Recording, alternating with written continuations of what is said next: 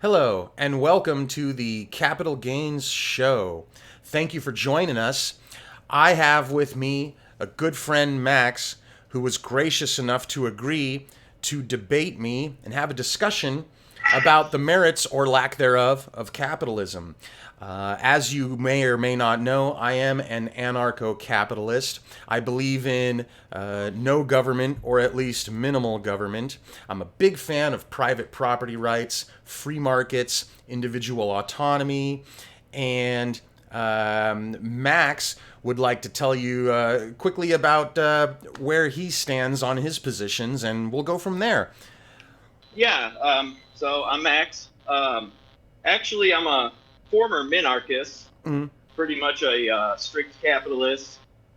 Um, I believed in the free markets, Mm-hmm. property rights, this and that. But slowly over, probably I'd say, honestly, I'd say probably since the election of Donald Trump, I've somewhat shifted economically more towards the left. I would say I'm as what you'd probably call it is a third positionist, which, as I would describe it, is a rejection of liberal capitalism and Marxian communism. So I believe that society should hold a strict cultural code, Mm-hmm.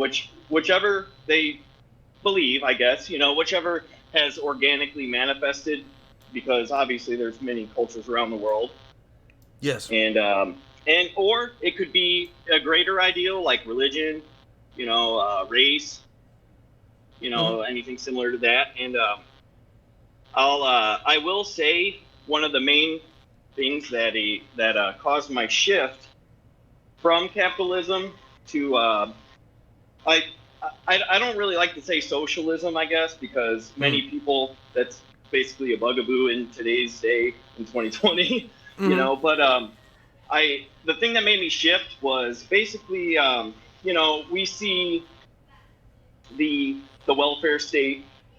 I live in the United States, so for example, the welfare state where we have people draining public resources, Sure. taxation, Sure. with essentially no duty to society. Mm. They basically hold no stake in the community or society which they live. Now I'm not saying everybody, but I think a lot of maybe capitalists kind of tend to see that waste, and that is a big issue for them. But at the same token, I also see, and we can debate this later, with, corporatism versus capitalism, but I also see an elite capitalist class that exploits the workers as well. Mm-hmm. So Okay. I basically, I'll keep it short, but I advocate for a harmonious society Yeah. that is cohesive first and foremost, and that works to the benefit of everybody, and that includes the state as well. Mm-hmm. First, and mostly the state. I think I got you. So would you say that your third way is perhaps maybe like a hybrid of collectivism and individualism? Are you trying to pick the best parts of both to come up with something better? Mm-hmm. It Well, sounds like you're sympathetic to certain parts of capitalism and sympathetic to certain parts of socialism, but you're not trying to identify strictly with either label, right? yeah, well, that's exactly correct, because when you consider post modernity the political paradigm that we've lived in since World War II, it's really revolved around the left saying that racial collectivism, I'm sorry, racial identity, even to a small sense, cultural identity. We are told that it's bad. It leads to violence, it leads to conflict, or another Holocaust. And then at the same token, we hear from the right that economic collectivism leads to those same exact symptoms. So I I put Mm, myself outside of each of those, and mm, essentially I adopt the two quote unquote forbidden in today's political paradigm positions. mm, hmm. Okay. So, do you feel like some cultures should be encouraged and some should be discouraged? And also, do you feel like there should be that certain societies have a right? Like, and when I say certain societies, I mean like geographically speaking, they have a right Mm-hmm. to have some sort of racial limitations or quotas or some sort of control over Mm-hmm. racial presences in those societies or something like that. Am I on the right track? Yeah, well, for the most part, I mean, the modern world is what it is. I mean, a lot of people are upset with the state of America demographically, of course, and a lot of people on the right. But I believe in self determination of all people.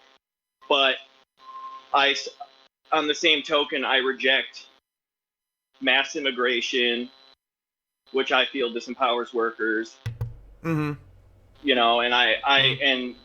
and a major factor that it did take me a long time to realize is that Mm-hmm. I reject capitalism because capitalists have no stake Mm-hmm. within the society in which they operate.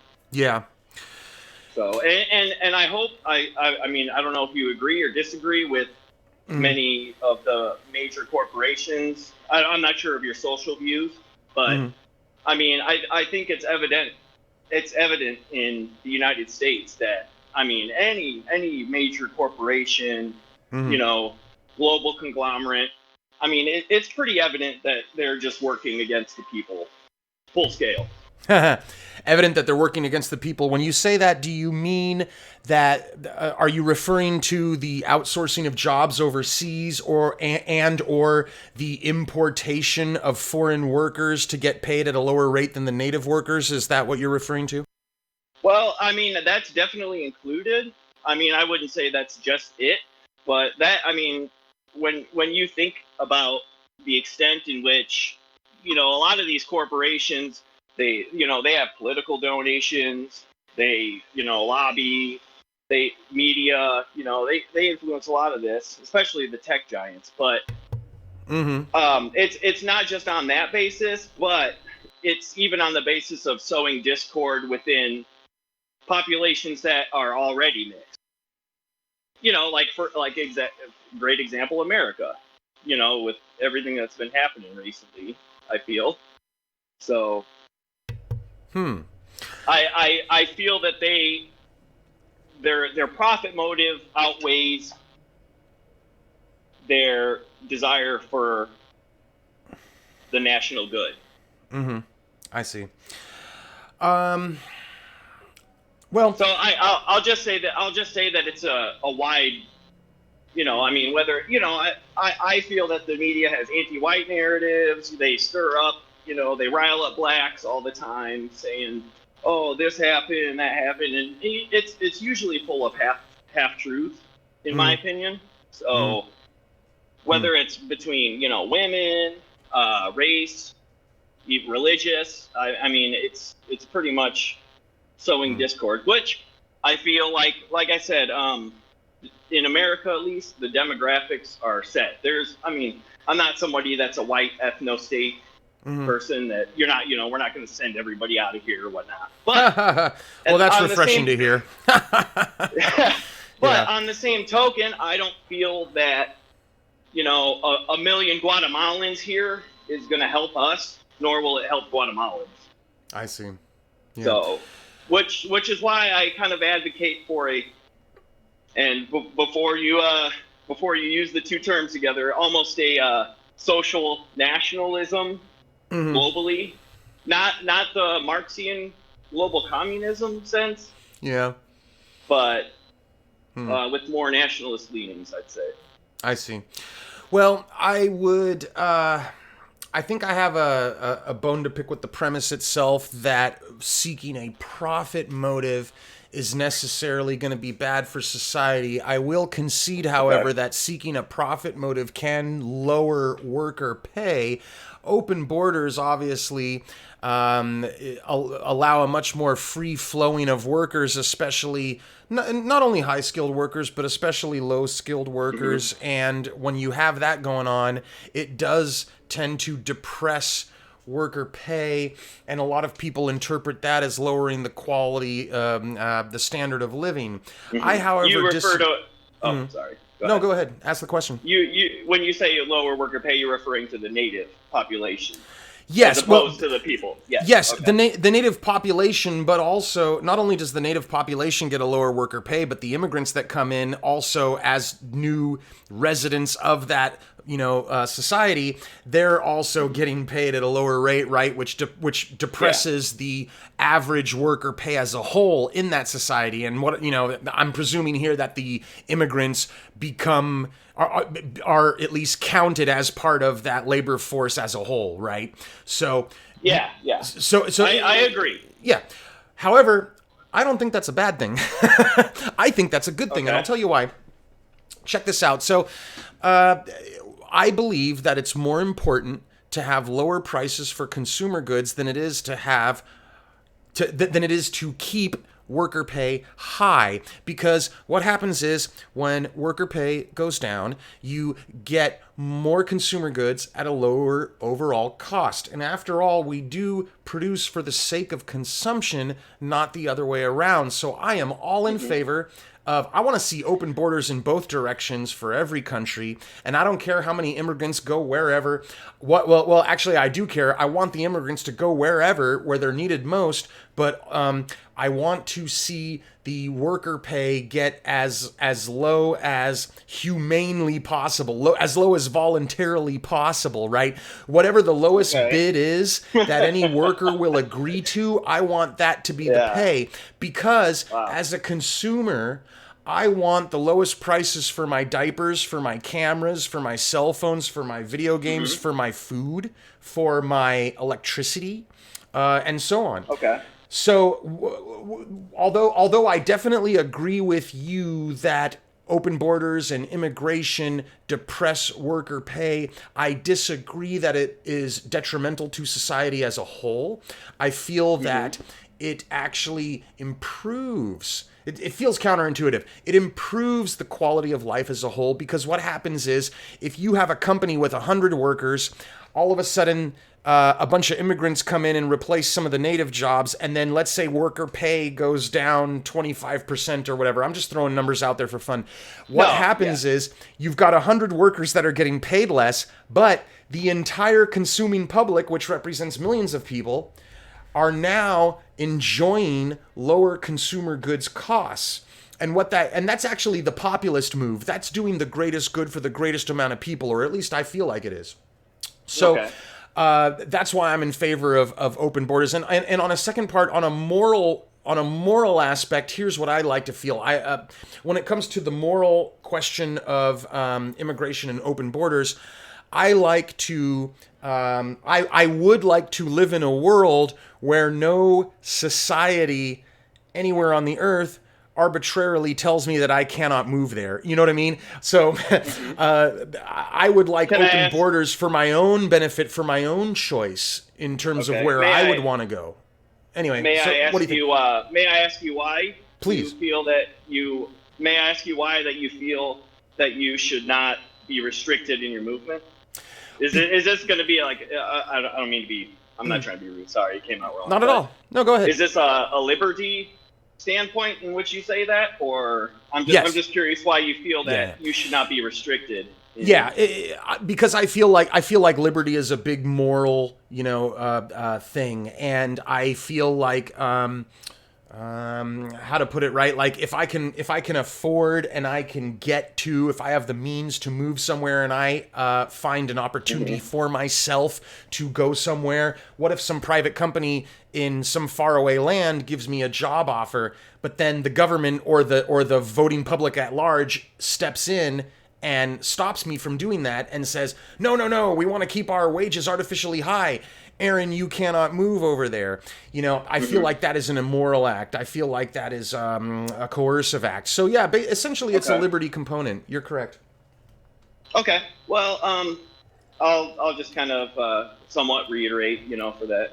But Sure. You talked about lowering costs through immigration, right? Yes. So at the same time, where I mean I might even agree with you. I'm not the most economic savvy individual, but perhaps that can lower costs for consumers. But at what cost does that come culturally? Because if you imported say 10,000 Somalians, I don't know if you live in a big city or not, or something. Yeah, I do live in a big city, but yes. Yeah. Okay, but a significant portion, say, okay, you know, if there was all of a sudden within a half a decade span, you had a significant portion of Somalians come in to your community. I mean, is that something you would be completely fine with, to where, you almost feel like a stranger around there, or I get what you're hearing the call to prayer, every day, and I get I think I get what you're asking. The short answer is yes, I would feel comfortable, and I'll tell you this. Part of it is maybe I'm biased in this sense, but I essentially grew up in a very cosmopolitan, multiracial city and multicultural city. I'm in Los Angeles, actually. I don't mind saying it. No, that's fine. I've been there. But I will also tell you this. Nice. Even though, it's not a bad place. Of course, it's a big melting pot. Of course, there is some cultural friction, right? Just like with any multicultural society, there's always going to be friction. That's unavoidable. I don't see that as a bad thing. I feel like the monotony is more of a bad thing. Like, it's just boring, right? But specifically, I don't want to say that I feel like all cultures are equal. I do believe that Western culture has a lot of advantages. I'm not saying it's perfect or better in every aspect than every other culture, but I do feel that there are some cultures that suck more than others, right? So I'm also a big fan of assimilation. What I like to see is immigration coupled with assimilation. If I was to move to, Japan, for example, I would feel an obligation on my part to assimilate as much as I could into that culture, because why would I move there unless I respected that culture in the first place? And maybe, you know what I mean? It wouldn't only be an economic aspect if I got a job offer or whatever example. I would expect, I would invite Somalis to come here. I would expect them to make an effort towards assimilation. And I'll tell you this, I mean, there's a lot of Islam over there. I am not a fan of Islam as a religion. I'm in fact not a fan of any religion, but I understand also that certain religions and cultures bring with them a lot of baggage. So I would encourage assimilation. But the thing is that the places where the assimilation is most successful and most pervasive, where you see the most, the highest degree of assimilation, is places where open markets and private property rights are respected and exercised. The places where you see the least amount of assimilation and the greatest amount of cultural friction, at least in my opinion, are the places that have the relatively higher degrees of economic planning and relatively lower degrees of capitalism and individual autonomy. You know what I mean? It's harder to assimilate into a foreign land, no matter what your culture is. I think it's harder to assimilate into a foreign land when you move there, and it's not easy for you to get a job, and it's not easy for you to make your own choices, and the government tells you what to do and things like that. Then you feel like you're more alienated. You know what I mean? That's my take. What do you think? Well, it's actually funny. I mean, I take no offense to your Islam comments, but my girlfriend, she's actually a Pakistani Muslim. Her parents, they came from Pakistan. Yeah.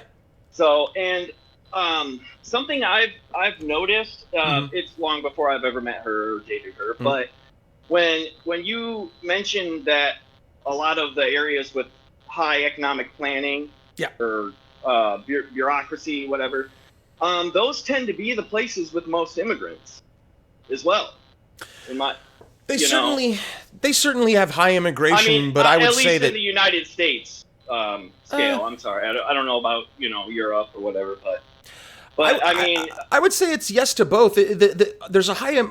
Maybe you disagree with me on this, but I would just like to interject real quick and say that I think that the places with the most immigration, where foreign cultures move into the city, are the places that tend to have the most prosperity, right, and the most economic advancement. And those places, admittedly, can either have a high degree of economic planning or a high degree of free market activity. I think it's true for both, but I think I see what you're saying. You know. I will grant you that. I guess the main gist of what I was saying is that it's mostly delegated to big cities where these immigrants come, and obviously they disperse from there. Yeah, it's a lot of urban areas. Yeah. And also I would argue that given the economic freedom and property rights. Not that I'm arguing for it, because, I mean, obviously with this state, the state itself, it interjects with this at every turn. But I think that people would naturally self-segregate, which I mean, I do. I mean, I think for a large portion of urban areas in the U.S., it does work out that way as far as. You'll have a community that's 87% black, and then neighboring it, it's 79% white. There's actual zones where these people self-segregate, and I think it's voluntary, and I don't think that there's anything wrong with that personally. I mean, I believe in that. It's kind of almost a libertarian thing. Yeah. But I think that's the natural. I mean, it's worked out that way in the United States mostly, even despite all the state efforts to mix people up. You know what I mean? Yeah. Because, I mean, the state's been... Okay, go ahead. Give me just a second. I'm really sorry. What happened is the high-quality camera I was using just overheated, so now I'm going to switch to my lower quality webcam. Sorry about that. Give me a second. Oh, no problem. Okay, I think we're good to go. My mic still Please sounds continue. all right? Please continue. No. Shoot, where was I? Yeah, but I think the natural tendency of people is to self-segregate, because I feel that most want to live around those that not only act and have a similar cultural practices to them, but they want to live by people that look like them. And I'm not like a looks nationalist, obviously, but I think that there's overwhelming evidence that whether it's when you look at jails, people tend to self-segregate in jail. Well, especially in jail, lots of people in school tend to self-segregate, even as children. Yeah.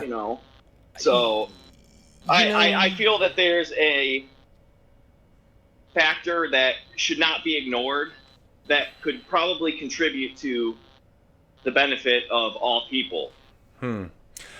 I think I hear what you're saying there, but I'll tell you this: if self-segregation is a natural phenomenon, then open borders would not be a problem, right? For those who favor self-segregation. I agree.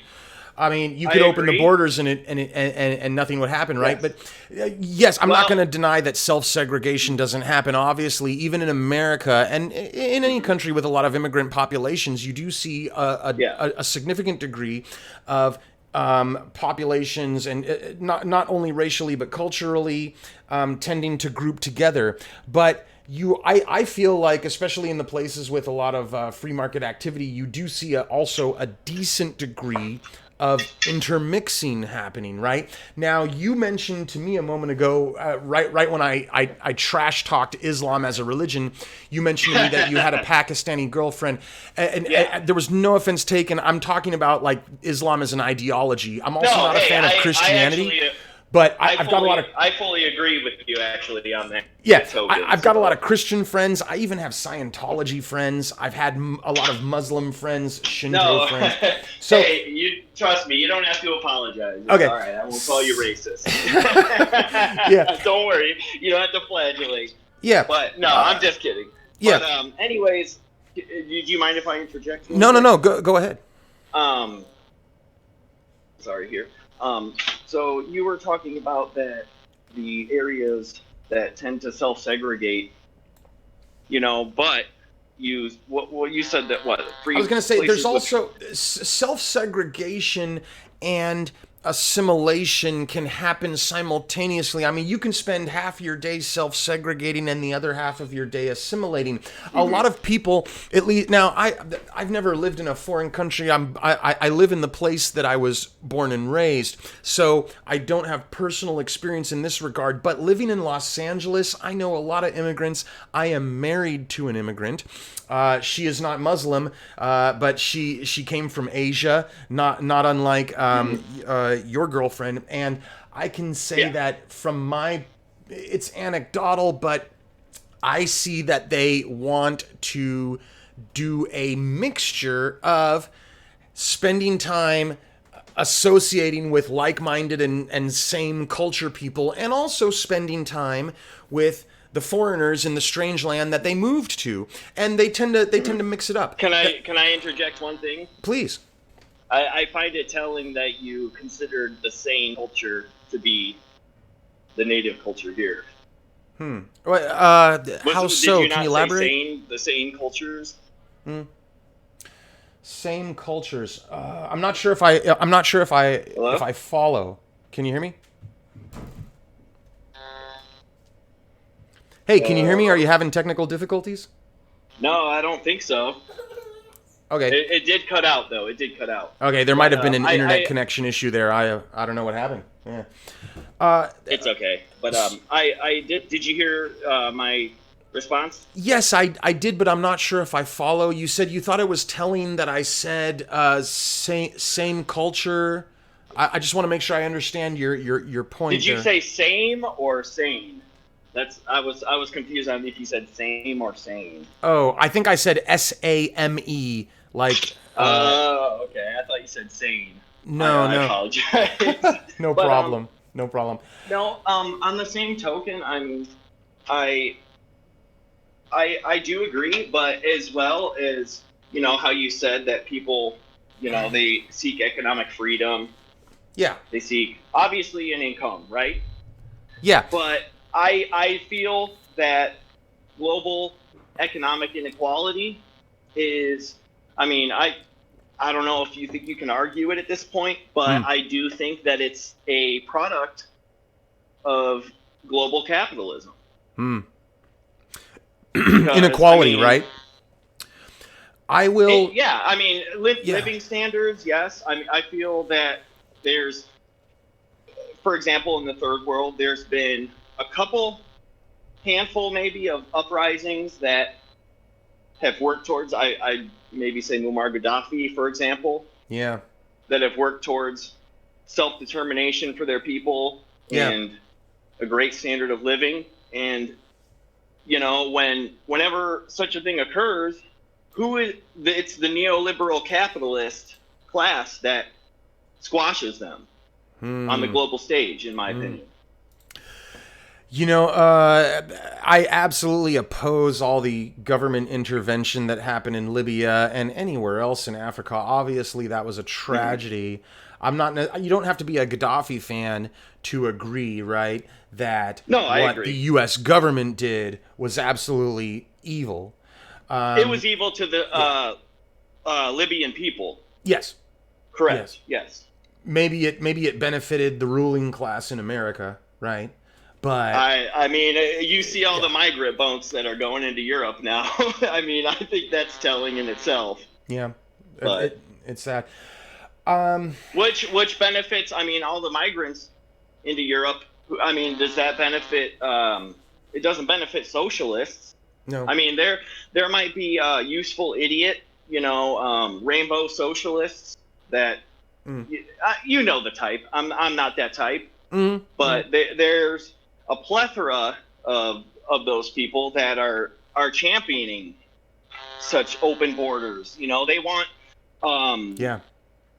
they want a bunch of Kenyans and Somalians and Ghanaians and anyone that can float on a raft in there. Yeah. And I don't see how that helps. It does not help the people of the UK, France, Italy, Spain, wherever they float up to. Yeah. And it also doesn't. It's a drop in the bucket for the people down where they came from. I mean, a couple of thousand, a couple of hundred here and there. That doesn't do anything. And in the long term, especially because given the population growth in a lot of these places versus their receiving countries, it's basically just displacement, in my opinion. And that's why I believe that it's better to work towards global prosperity. I mean, obviously you probably are in favor of global, prosperity, but I don't think such can be accomplished without collective solidarity of a nation. So you think that global prosperity will be more effectively realized with at least some degree of nationalism, some degree of socialized collectivism, and some degree of like border protections and immigration restrictions, right? You want to control to some degree those things. Is that right? Yes, and I'd like to expand on that too, because I believe. Would you say that you believe a goal of a nation? Well, if you believe in the concept of the nation, would you believe that it should be solidarity? Yeah, man. Worker solidarity. No, I am so anti. I'm so anti-nation. No, I'm not really a fan of solidarity. I am more of a fan of competition and the tension. Imagine, if you will, the tension between peaceful competing interests, right? So, I mean, are you basically saying you want tension to arise between racial groups as a benefit to the markets? No, I mean, I meant. Let me clarify. I meant economic tension. I am a fan of assimilation. I am a fan of immigration, not like compulsory immigration, but just immigration when people want to do it, right? Obviously, I'm not a fan of the immigration debacle that happened in between Europe and Africa because of the U.S. government fucking up Libya, right? Well, it's not just the U.S. government. The European government wants these people there, and I feel that it's mostly the capitalist class that wants these people there. I mean, it's not lowly citizens going out on boats to pick these people up and bring them. It's big NGOs. Sure. So it's interesting. I'll say this, and we probably won't resolve this particular disagreement, but I'll say that when I see the United States government and the European governments intervening in Africa and causing economic strife and mass refugees leaving the continent, I don't blame capitalism. That's not the fault of Jeff Bezos. That's not the fault of any mom and pop shop. That's not the fault of any grocery chain. That is not the fault of eBay. That is the fault of democratically elected, publicly financed, and publicly owned monopolies. That is, I blame socialism when that happens. Now, a lot of socialists have told me, I wouldn't be surprised if you tell me, oh, well, those governments aren't officially socialist governments. Those governments protect capitalism and those governments enable capitalism. Therefore, capitalism is to blame. And it's like, I think, like, come on, man, Mercedes-Benz did not bomb Libya. That was the government of France, and they used government purchased and democratically mandated fighter jets to bomb Africa. You know, and so that's where I point the blame.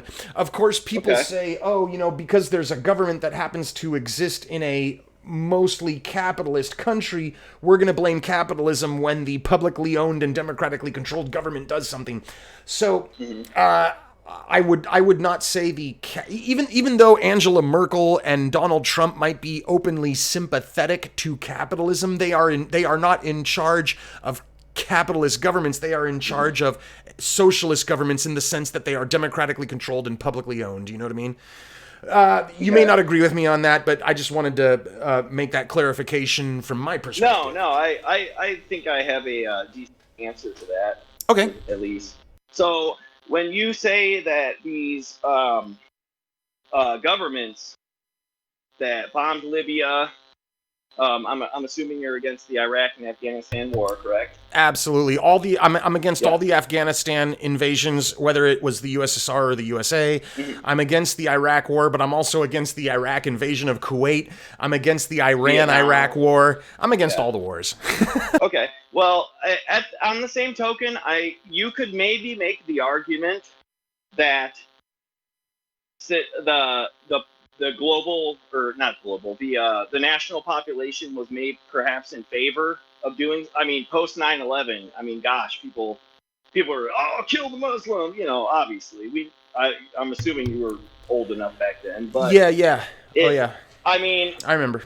But on the same token, who was the ones pushing this sort of because obviously, do you believe that there was lies perpetuated in 9/11? You know, the anthrax attacks, anything like that, or do you just believe the main?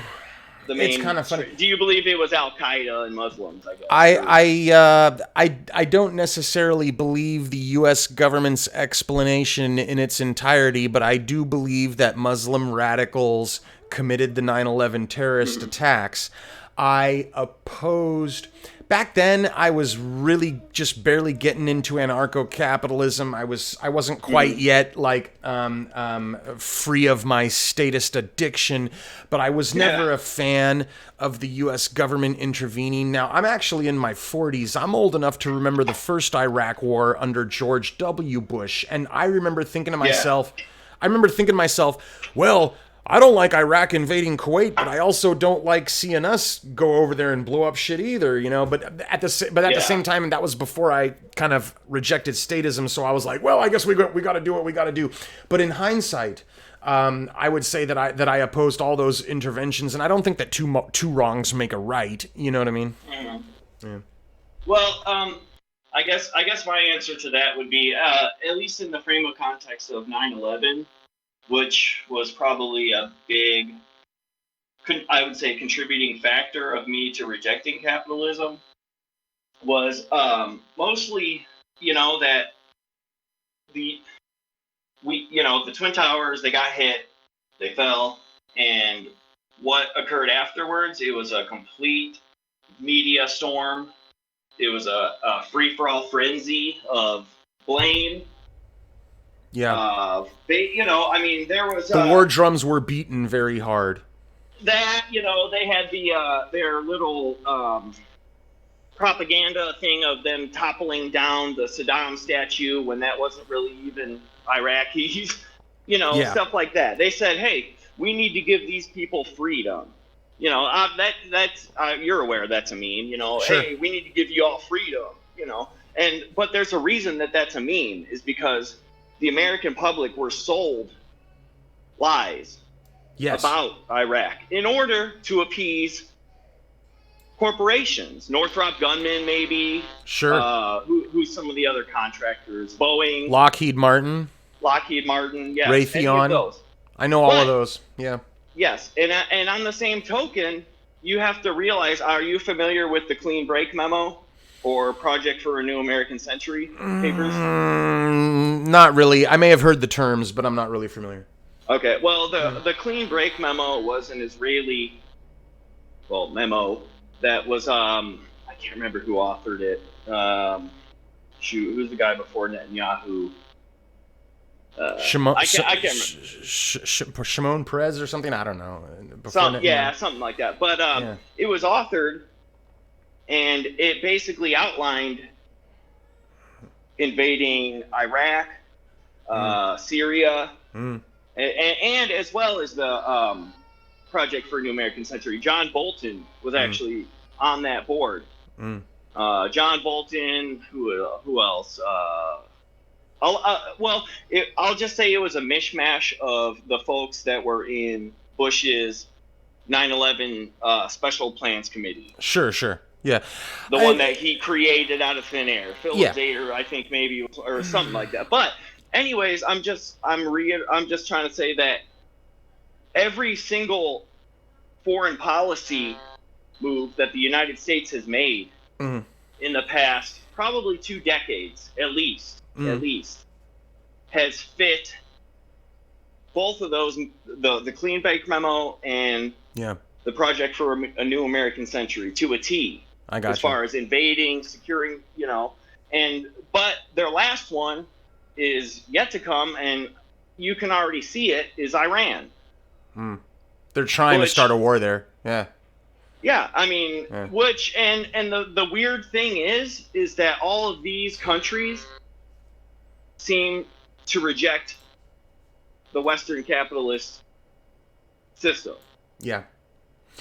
But I'll tell you this, when you have a bunch of elected officials, democratically elected and publicly financed officials that are in control of publicly financed entities, and they decide they want to go start a bunch of wars, it's hard for me to lay the blame at the feet of capitalism, despite the fact that you may have, just because they're spending money on munitions and arms and warplanes that are manufactured by, private companies like Raytheon and Lockheed Martin and so on. The thing is, Raytheon, Lockheed Martin, those companies, who's their client? Is their client any private party? No, their client is a publicly financed government. What happens if the government goes away? Those companies are going to be either bankrupt and go out of business, or their power and their size and their manufacturing capacity and their payrolls are going to be drastically reduced to a mere fraction of what they are today. Now, it is true that governments do, I'm not going to disagree at all that governments do spend public money on privately produced munitions in order to enrich their private buddies that are CEOs of these companies, right? But the thing is like, to me, I see the solution to that is, hey, look, if you've got this quote unquote private company and their only client is a democratically controlled and publicly financed customer, well, what happens if you get rid of that democratically controlled and publicly financed customer? Yeah, right. Away? Right. So look, yeah, right. So like Amazon, for example, when Amazon serves private customers, what are they doing? They're sending lawnmowers and they're sending diapers. I don't know why I keep using diapers as an example, probably because I got a kid. Amazon sends lawnmowers and diapers to private customers, but what happens when the CIA hits up Amazon and says, "Hey, we want to do business with you?" Then Amazon what does the CIA want? They don't want diapers, they don't want lawnmowers. What they want is data servers on the internet to hold classified data and record details of American citizens' activities, right? Which is like way more nefarious. Mm-hmm. So the point I'm trying to make is that when a company, when an entity, whether it's public or private, they only exist because their customer is a democratically controlled and publicly financed government. It's hard for me to accept that capitalism is to blame there. That to me, I see democracy is what is to blame. And if we were to get rid of the taxes, if we were to get rid of these government entities, if we were to get rid of the US military and the European militaries, you would see a drastic reduction in the amount of warfare that's happening, and you would see a drastic reduction in the revenues that these munitions manufacturers are getting every year, right? Well, I completely disagree because, first off, I mean, if there has to be a profit in the war, or else the governments wouldn't push for them. It's not that the war was what was it, 2.1 trillion? Yeah. I think the cost was put At onto the least. taxpayers. It's not that 2.1 trillion was lost from any companies, because there was plenty of profit. Yes. There was go profit. around there. There was profit for a few and losses for the whole, right? So Yeah. Lockheed Yeah. Martin made a profit, but the expense was massive economic losses and loss of life for the globe or for humanity in general, right? I mean, could you agree at least with that? Yes. Yeah. So Yeah, I do. So I mean, what you're saying that if the state wasn't involved, that there would have been no Iraq war, like that? If- I mean, I'm not. That's kind of putting it generally, but yeah. Here's what I think: if there was no government, or at least less government, we would see overall less warfare, and what we would see is we would see less profits for munitions manufacturers, and consequently we would see less devastation for humanity as a whole. What I'm opposing here is the fact that these governments are bringing massive profits to a special interest group, namely the munitions manufacturers, at the expense of humanity as a whole. What you're looking at, when I see warfare, what I see is a global loss in exchange for a profit for a small, tiny, select group of people. So overall, it's a net negative, right? Even though some people benefit, most people experience loss on that, and that's why I oppose it. You know. no, yeah. I mean, I sort of halfway agree with Okay. you, but I'm just I'm kind of hesitant because of just the nature of why Iraq was invaded, or Afghanistan. I mean, obviously Afghanistan is one of the top opium producers of the world, correct? Hey, but I mean, I'm in favor of legalized opium. I don't feel like preventing Afghanistan from making opium and heroin is a legitimate concern. I totally oppose the drug war, even for hard drugs, and that may seem kind of Okay. radical. I mean, not a lot of people say, I'm in favor of disagree with heroin. that. I'm not in favor of people getting addicted to heroin, but I don't believe that the U.S. government has, or anyone has, justification to go and bomb Afghanistan just because they make a lot of opium. You know what I mean? Well, and I do think it's also telling that ever post Afghanistan that it's been obviously in the United States the opioid crisis. Didn't and there- everything. Correct me if I'm wrong. I don't know if you've heard about the details, but I remember a headline saying that like opium production is up in Afghanistan after 10 or 20 years of war over there, right? So, I mean, the government, I'm sure. the Well, U.S. the government Taliban was failed in actually their the group objective. that was destroying the crops. Yeah. Yeah, I didn't know if you knew, but the Taliban was actually destroying the opium fields. That's right. You know, and then but the U.S. government stopped that? Is that what happened? basically, yes. But that's where I make the argument that if these Taliban people were just your run-of-the-mill capitalists, Yeah. they wouldn't want to destroy any of those opium fields. Yeah. They would have shipped it all over here. Yeah. Because it gave them money, you know. I mean, Yeah. that would have probably boosted them into first world status for all I know, you know. Maybe. But I'd rather see. but on this, you know, sorry, I didn't mean to. No, go be ahead. Loud, but so that's why I can respect a movement that says, "Hey, this is our nation. We are a people." Because obviously, I feel that there's either two paths that a society can take. Okay, it's like I said. I'll go back to the aspect of solidarity. Okay, Yeah. there's either a collective solidarity in a nation, which is revolves around a collective identity, albeit you know, culture, race, religion, any of the other abstract ones or whatever. Sure. And there's also mechanical solidarity.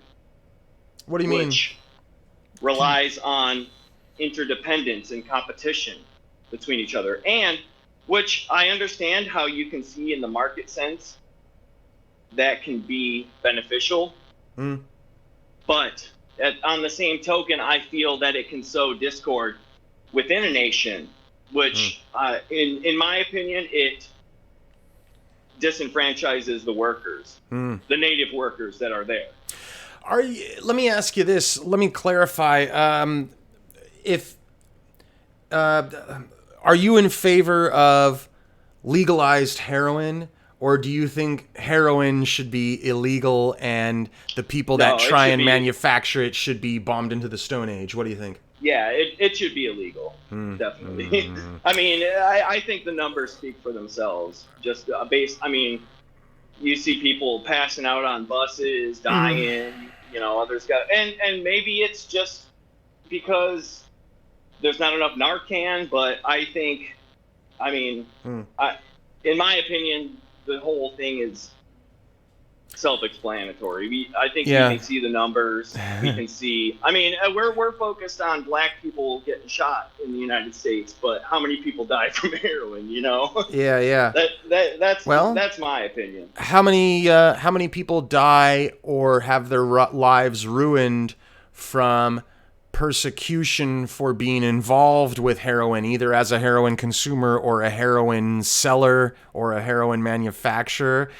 I would argue that the prohibition of heroin is worse than the problem of heroin addiction. And I know that's kind of hard. Obviously, heroin addiction ain't necessarily a good thing. But let me ask you this, though. Let me ask you this. See, the thing is, in America, there's an easy historical precedent for something similar. Let me ask you this. Do you think alcohol should be illegal?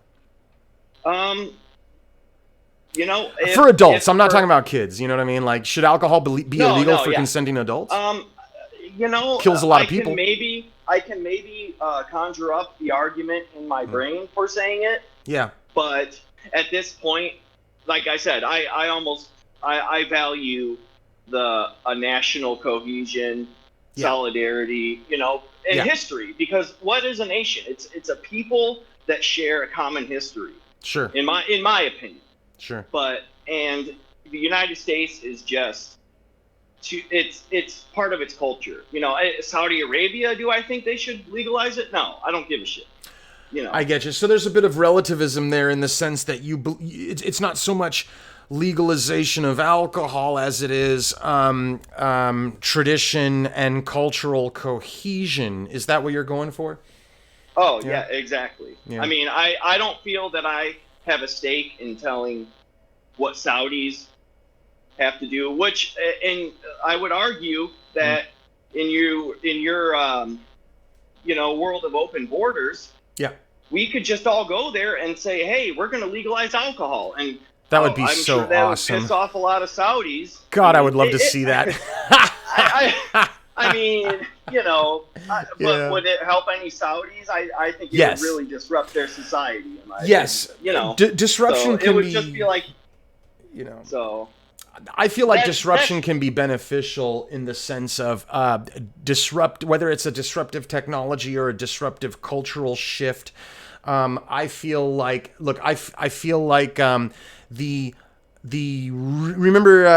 reading in the history books how America banned alcohol for like 10 years and then they re-legalized it, right? Well, I'd argue that was a capitalist push to ban alcohol, to be honest.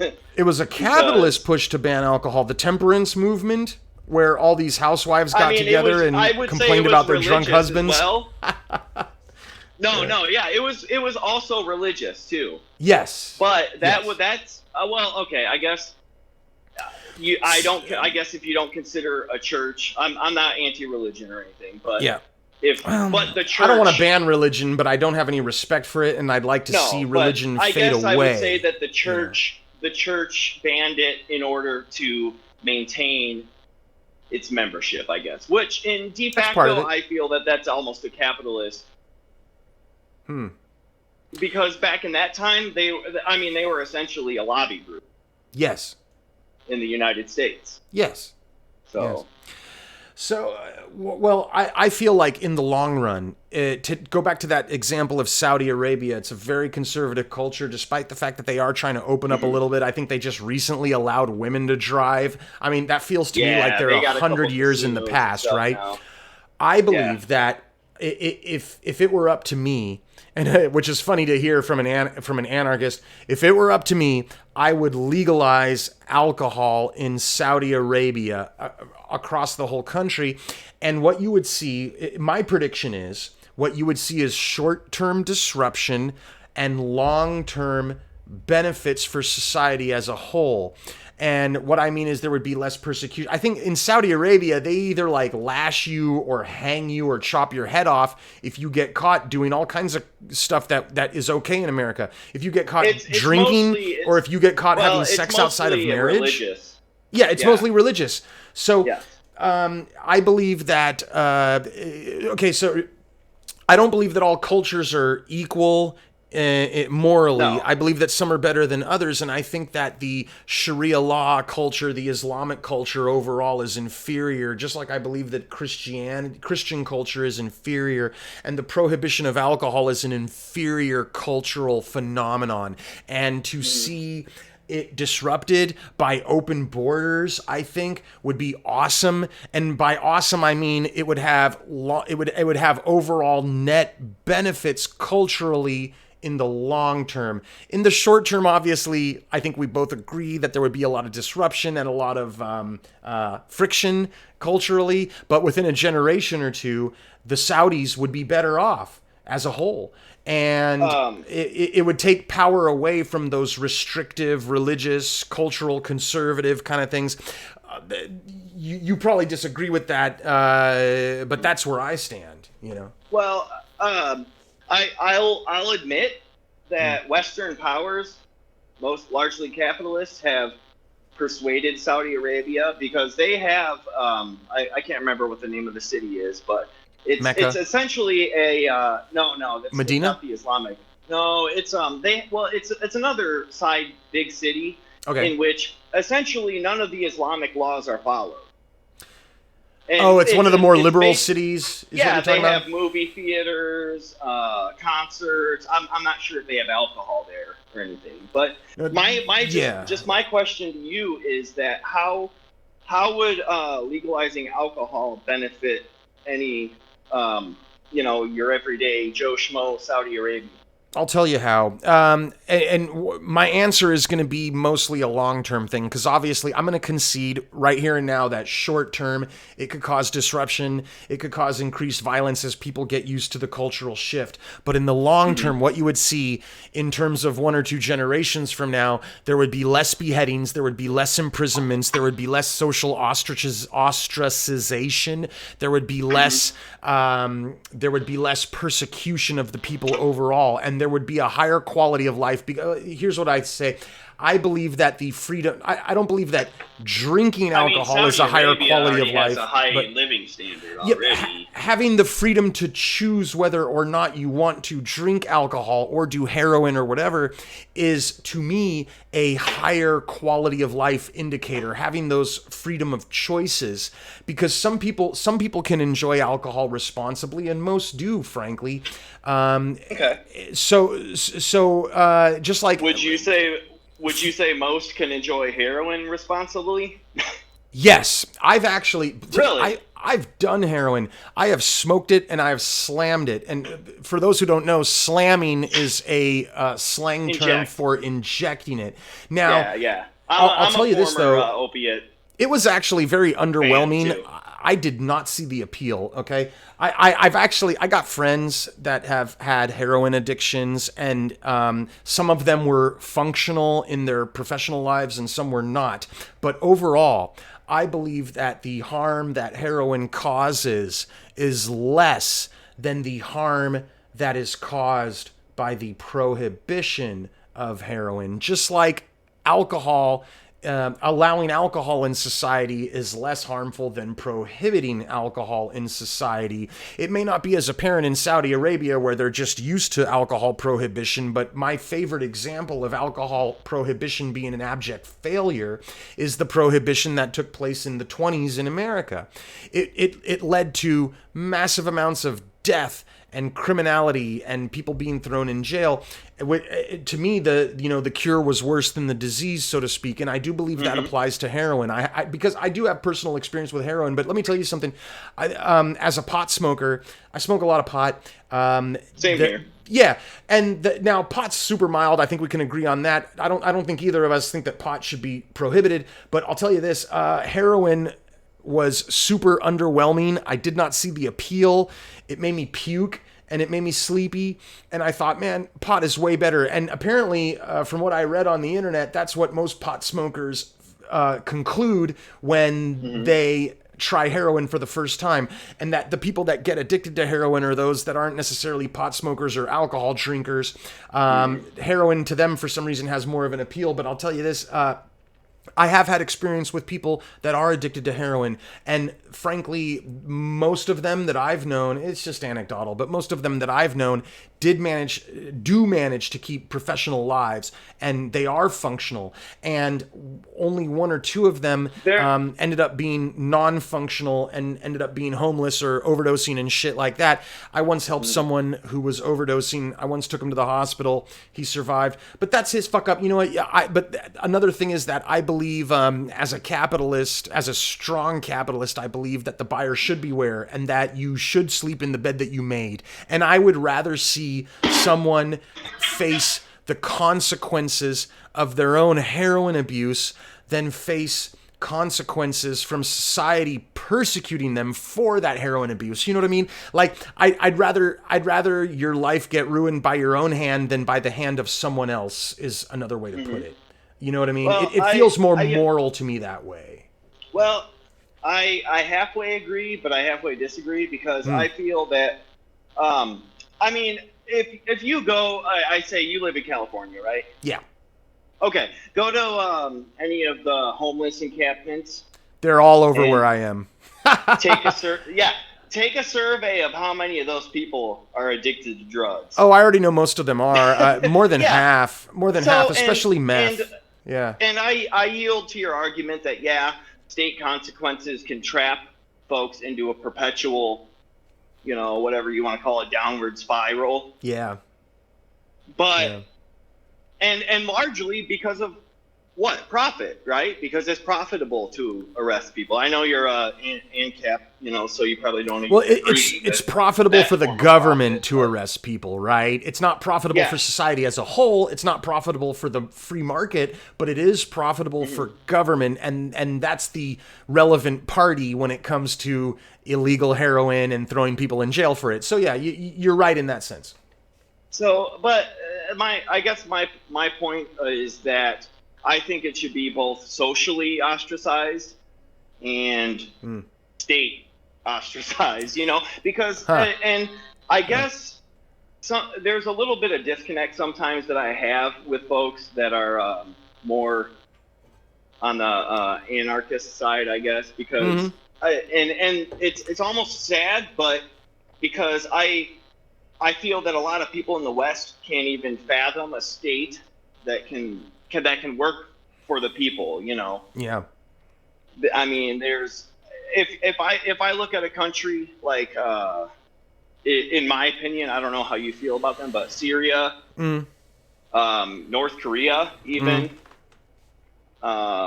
any of these nations that are quote unquote the ultimate evil on the world stage, it seems like they honestly care about their nation and their people, as opposed to the United States, where I turn on the TV and they tell me I'm fragile because I'm white and I need to apologize for slavery. Yeah. Hey, at least in. Sorry, go ahead. Yeah, we need to take a quick break. I hear something happening in the hallway. I'll be right back. Okay, bear with me. Yeah, I'll hold this thought. Yep, we are back. All right, please continue, Max. So I guess what I was going to say is that in the United States, we have essentially de facto dictatorship where we, and I'm kind of going off and doing another thing here just because of the break or whatever, but my argument was that in China, if there's something that the state deems unethical or that's wrong, that you are known beforehand or something. In the United States, mostly because of this woke capitalist class, if you go on Twitter and tweet the wrong thing, or if you tweet a George Floyd meme, yeah, or the N-word, something like that, yeah, you're essentially facing government repercussion. Yeah. Because the people that are pushing such narratives through the media, through Facebook, anything like that, and who silence any sort of dissent, it flows down from the government. Well, actually, no, it flows down from the corporations to the government, to the people. And essentially, you'll be depersoned, and you don't even have an option to redeem yourself like you would in China. If you said abhorrent, stuff, or said something that was detrimental to China as a whole, because they have a national sense of, hey, what is good for us and what is not good for us. And I feel that the United States, we're just a conglomerate of consumers, individualists, and essentially it's white people that can't speak out about certain things without repercussions from the big capitalists.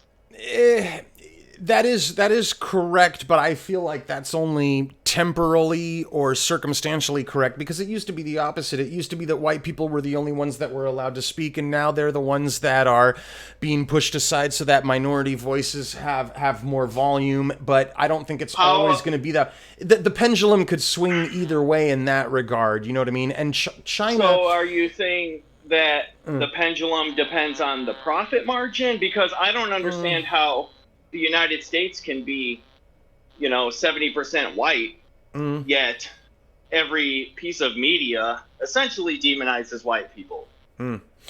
Well, they there's a highlight backlash. Any sort of white on black murder. Yeah. Any sort of black on white murders, they completely ignore. You saw that 5-year-old kid, right? Yeah, I saw that one. That was shot in the face. Yeah, I hope you're honest enough to admit that if it was reversed, it would probably be plastered for weeks. It would be George Floyd times 1,000, right? Yes, I totally admit that. I feel like how is that profitable to them? Yeah. That's my argument.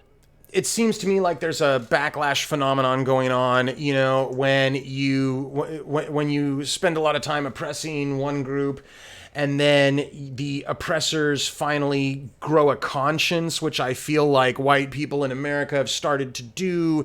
Then there's a backlash because people, the minorities, look back at their history and they say, hey, we were all oppressed for a long time, and now it's our turn to speak our mind, and we want these people who were historically oppressing us to listen to us for a change. You know what I mean? And I don't feel like this is going to be some permanent phenomenon in America. And I feel like this is actually a part of the process of the melting pot, the cultural mixing. Remember earlier when we first started this conversation, I said that there is some friction when you mix cultures, and I don't necessarily think that that's a bad thing overall. Obviously it's wrong when anyone gets shot in the face or whatever, no matter what the race is, but that's fine. It's not like I don't feel like America would be served by having some sort of racial quota or limitation put in, or having some kind of border wall erected and having immigration halted or anything like that. You know what I mean? Well, I'm not even saying that in the frame of immigration, but I mean, what was that you said earlier? You said it's just now that white Americans are starting to have a conscience, or you Well, said something along those lines? Look, Like, man, I mean, you know, do you really feel that? race mixing couples, intermarriage between races used to be illegal until just one generation ago, you know, and cultural attitudes in a lot shifted. of countries, though. It is still illegal in a lot of countries because the humanity as a whole still has a long way to go, and I feel like America culturally is ahead of the curve when it comes to assimilation and racial harmony and cultural mixing. I feel like this probably sounds shocking to you, but I feel like America is a great example of how cultural diversity can be successful, despite the fact that there's all these protests and stuff going on right now. Rioting, I feel like burning, looting, yeah. all that. Wow. It seems counterintuitive, I'll admit, but that's my position. Well, I disagree with that, and not surprised. Don't get me wrong. I mean, obviously, the United States was founded with slavery. There's black people here. There's immigrants here. Okay, they're not going away. It's not logistically possible to kick them out. No. But on the same token, I don't feel that we need to import more by the tune of probably, what is it, 1 million a year? I think we accept. I mean, are we probably going to more than that? I don't know. Yeah, I mean, well, if you include the illegal immigration, the fruits are bearing in front of us. I mean, we have an atomized nation. It's and I'll go back to what I said. Well, the mechanical solidarity. It's groups relying on interdependence, but that interdependence right now is completely unbalanced. I mean, okay, I know you don't like taxation, right? Yeah. Look, who do you think pays the majority of the taxes in this country? Well, you may disagree with me on this, but I would say that people with lower incomes pay a greater percentage of their money towards taxation, even though it is quite conceivable that rich people pay a greater gross amount towards the government in taxes.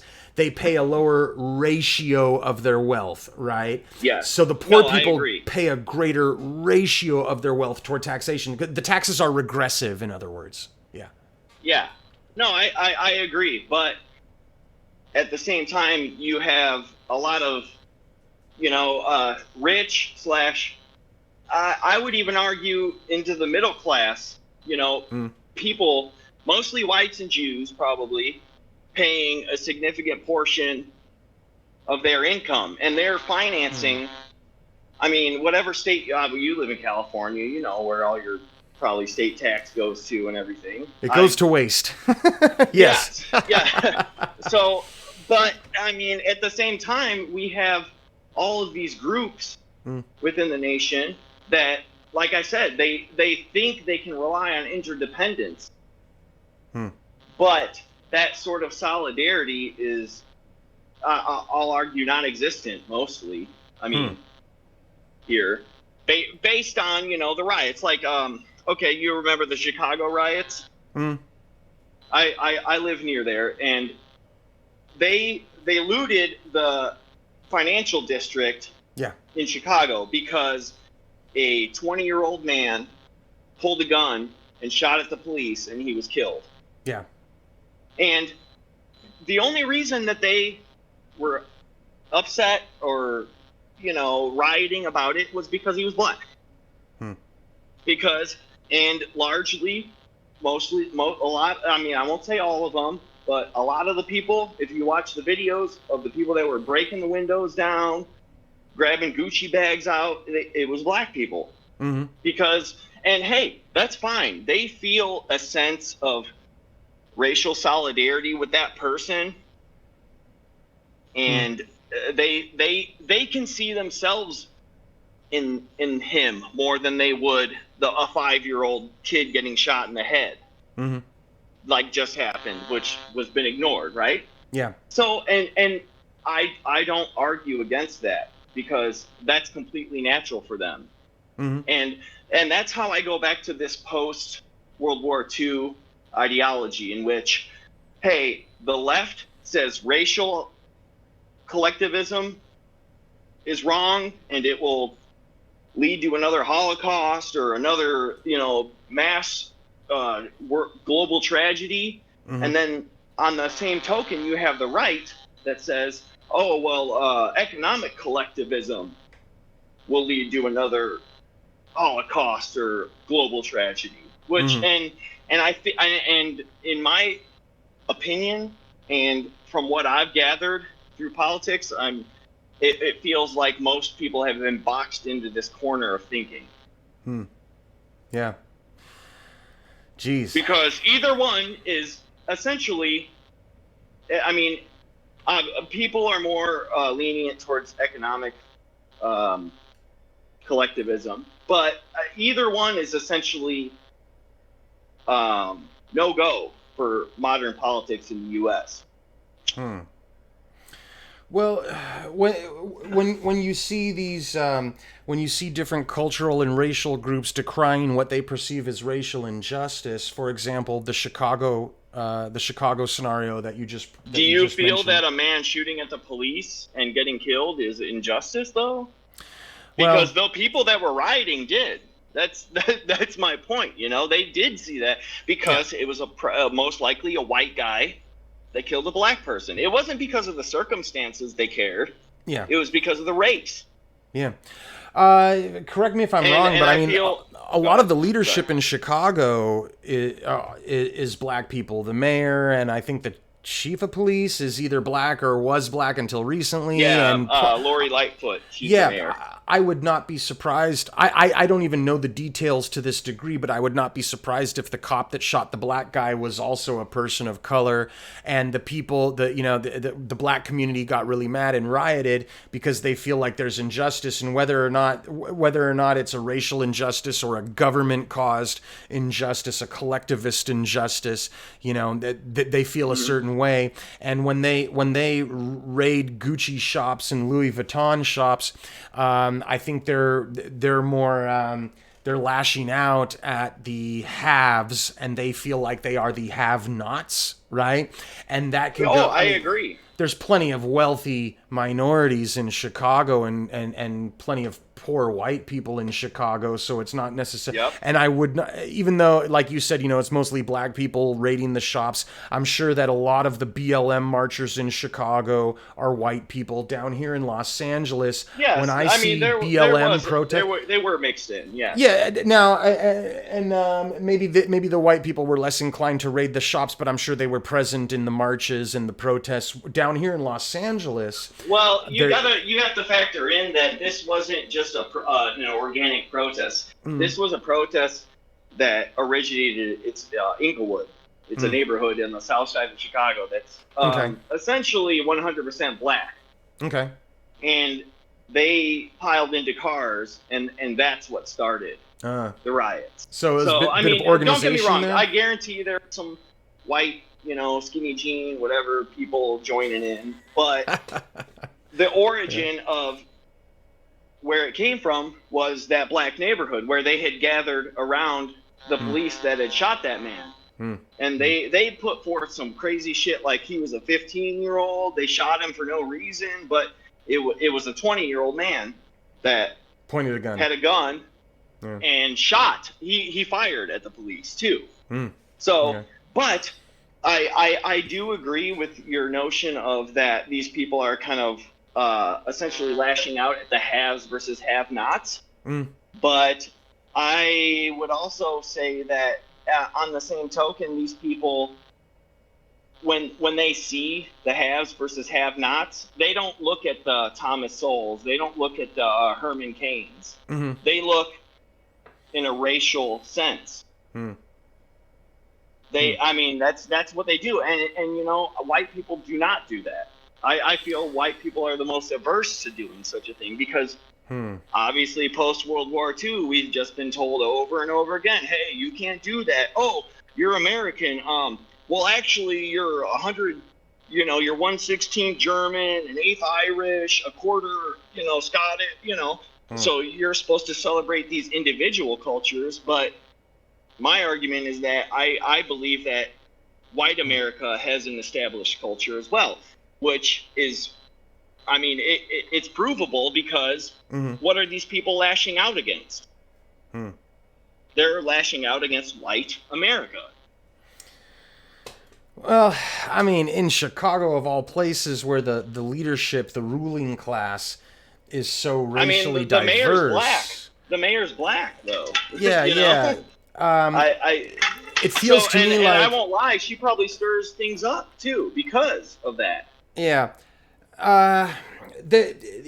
Historically speaking, the white race was mostly in power in America, and nowadays, especially in urban cities, that's not quite as true as it used to be. And when you see riots like this, it seems to me like, yeah, they might be mad at whiteness and they'll talk about it, but I still feel strongly like a lot of it is the whole have versus have-nots and the ruling class versus the oppressed class.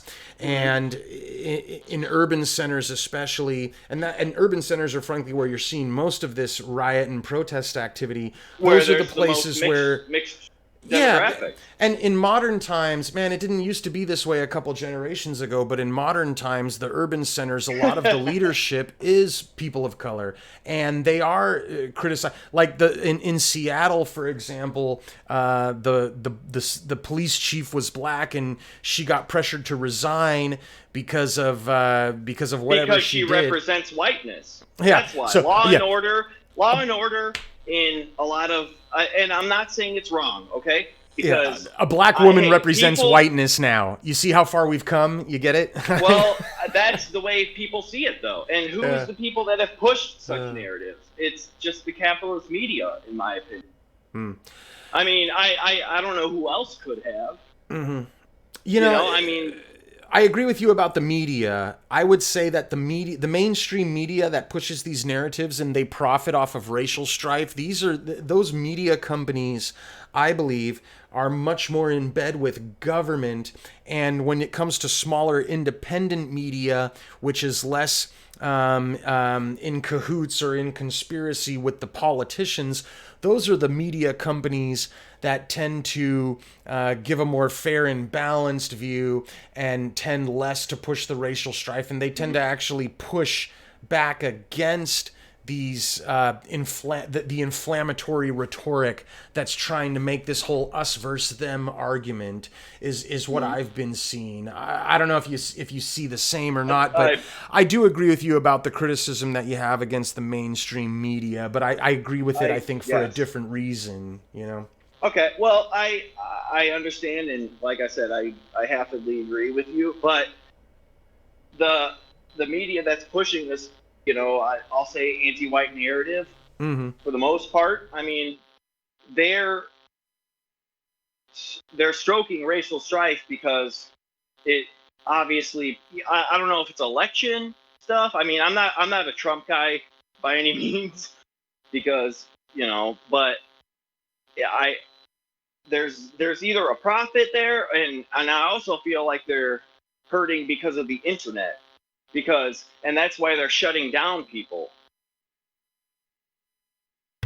And the thing is that if it were up to me, I would rather have a government that said, hey, I mean, you probably value the Constitution, right? I would rather have a government that came in and that would act authoritarian and say, hey, you need to follow this set of codes. You can't just ban this political candidate because of that, or you can't, you know, I mean, yeah. It's almost a foreign concept to people in the West, I feel like, just because it's been so long since there's been a state that actually backed the people that live there, you know, as a side to capital.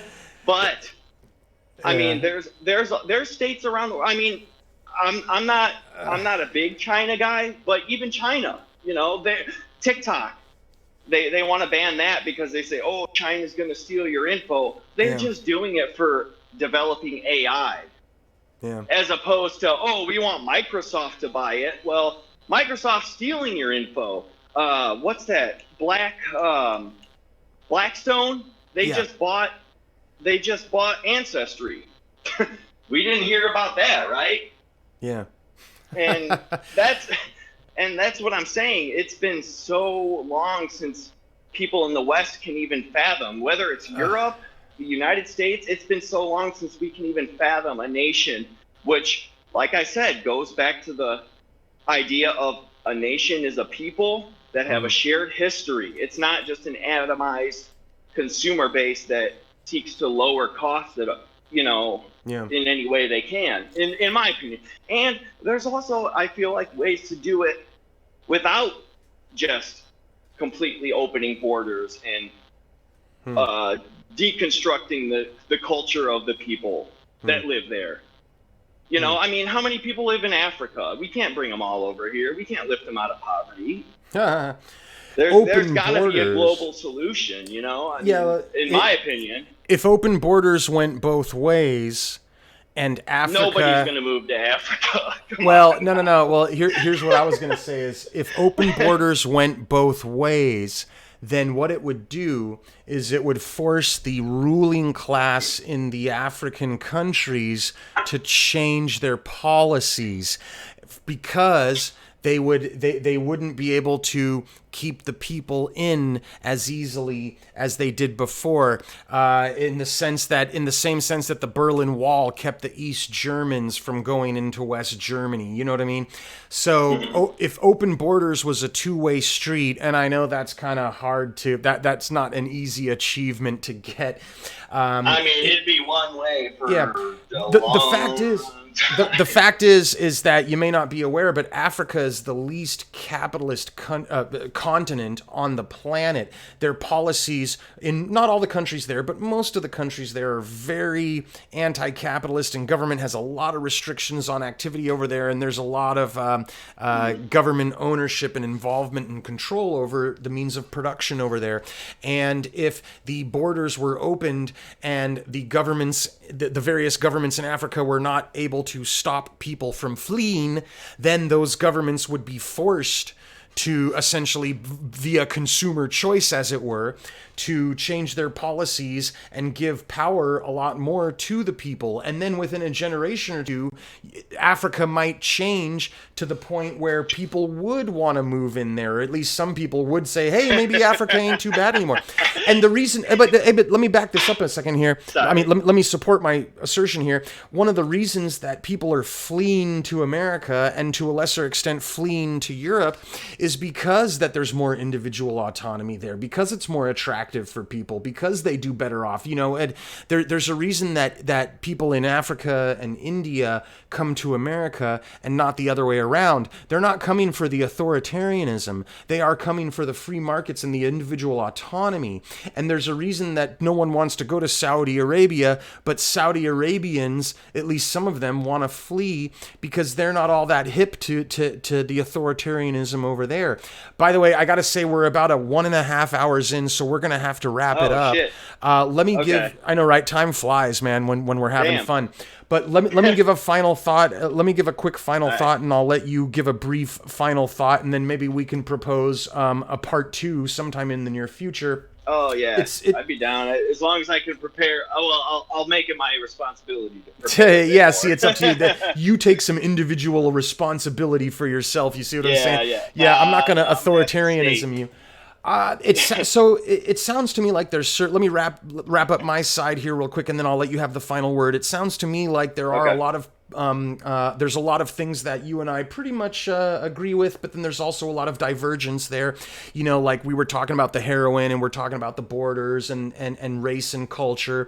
I believe that the quality of life for people as a whole is going to be improved when we have more openness, more individual autonomy, more self-responsibility, and less authoritarianism. It sounded to me, however, like you disagree with those points broadly. I do feel like I was able to make a few good points in my defense, and I feel like you made a few in yours, but generally I think that the evidence shows and the historical record shows that we're better off with more openness, more permissiveness, more letting people make their beds and sleep in them, so to speak. Anyway, I'll let you give a quick final word, and then we'll wrap it up. Okay.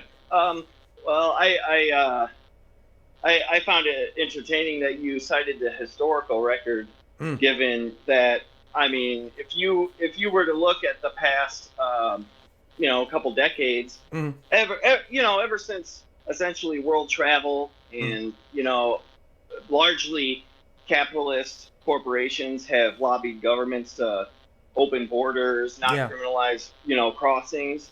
I think that you would find the world has never been more destabilized Mm. because,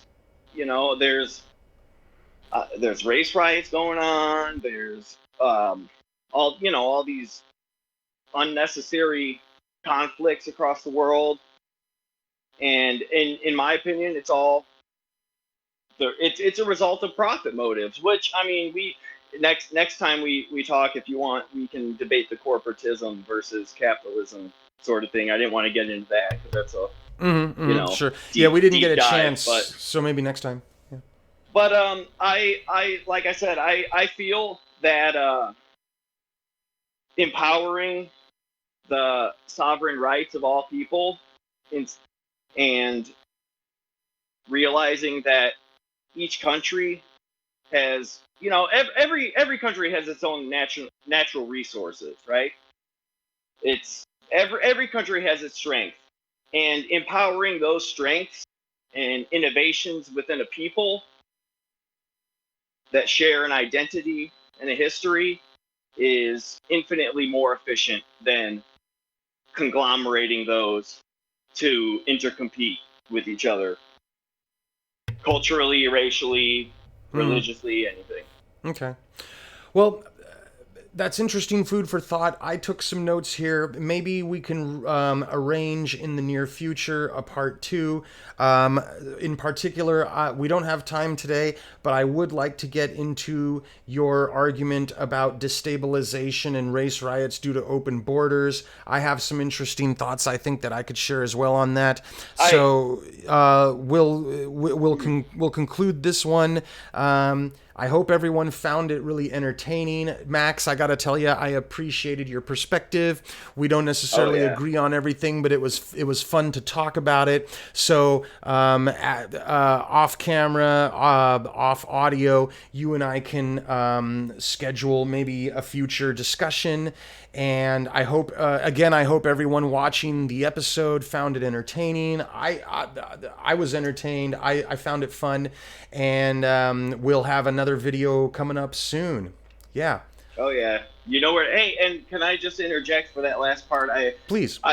Instead of open borders, I guess I mean essentially multiculturalism, multiracialism. I got you. It's inevitable, that people would do that. All right.